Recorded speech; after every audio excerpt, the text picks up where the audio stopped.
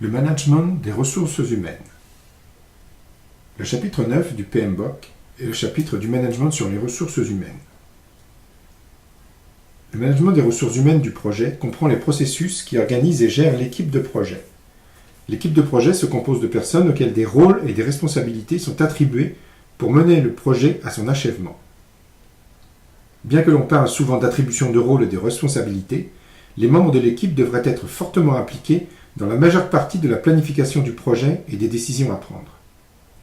L'implication précoce des membres de l'équipe accroît leur expertise durant le processus de planification et renforce leur engagement dans le projet. Le type et le nombre de membres de l'équipe d'un projet peut varier fréquemment au cours de son évolution. Le processus de management des ressources humaines dans la phase de planification ne comprend qu'un seul processus. Il s'agit du processus 9.1.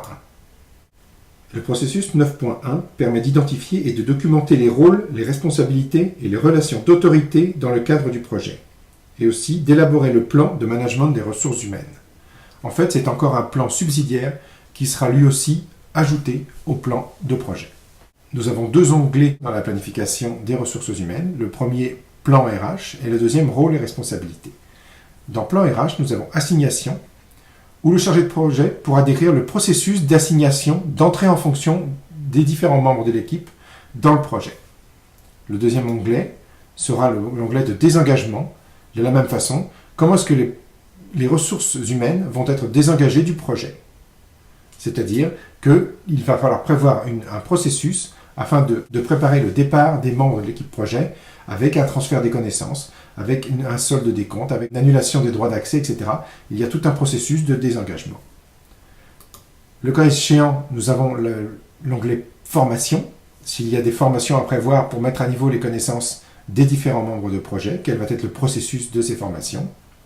Les processus de reconnaissance. Comment est-ce que le bon travail de certains membres de l'équipe projet va être récompensé. Et la liste des ressources, que nous avons déjà saisie dans les processus précédents. Le deuxième onglet horizontal est l'onglet rôle et responsabilités. C'est ici que nous allons définir la hiérarchie dans le projet. Si l'on prend par exemple la première définition que nous avons faite au niveau des rôles et responsabilités, donc nous avons le chef cuisinier qui a autorité totale sur la cuisine, la responsabilité de livrer un repas de très haute qualité, on pourrait mettre des compétences requises, et qui supervise le cuisinier. Donc nous avons un lien hiérarchique entre le chef cuisinier et le cuisinier. De la même façon, nous avons créé différents liens hiérarchiques entre le maître d'hôtel et le serveur, le maître d'hôtel, le sommelier, et le maître d'hôtel et le personnel de table. Donc on va chercher les ressources, le type de ressources qu'on veut, on lui donne l'autorité, la responsabilité, la compétence et la supervision de différentes autres ressources. Ce qui fait que ça peut être un enchaînement de plusieurs autorisations. C'est donc dans cet onglet que l'on définit les rôles et responsabilités. Le deuxième onglet est l'onglet organigramme, où là nous avons tout ce qui a été saisi comme lien. On voit que le chef cuisinier a un lien d'autorité sur le cuisinier et le maître d'hôtel sur le personnel de salle, le serveur et le sommelier. Donc ça nous permet vraiment de définir la hiérarchie du projet.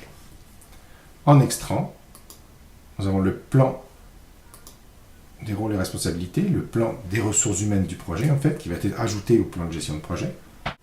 Donc, dans un premier temps, dans la planification des ressources humaines, nous avons le plan RH, donc au niveau des assignations, du désengagement, de la formation, de la reconnaissance, du calendrier, etc.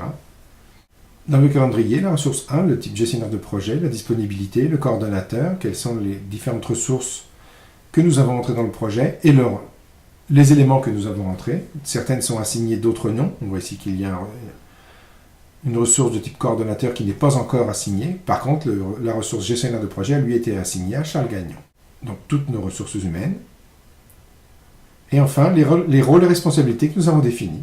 Le rôle de chef cuisinier, l'autorité totale sur la cuisine, etc. Les différents rôles et les rôles de supervision. Ce qui nous donne un organigramme de ce type, avec le chef cuisinier, l'autorité totale, les compétences, et le maître d'hôtel, le chef cuisinier, etc. Donc ceci nous permet d'avoir un plan supplémentaire au niveau de la gestion des ressources humaines pour intégrer dans le plan de gestion de projet. Voilà la description de la tâche 9.1, planification des ressources humaines, seule tâche de ressources humaines de la phase de planification. Et ceci termine l'aide sur le management des ressources humaines dans PM1 Planification.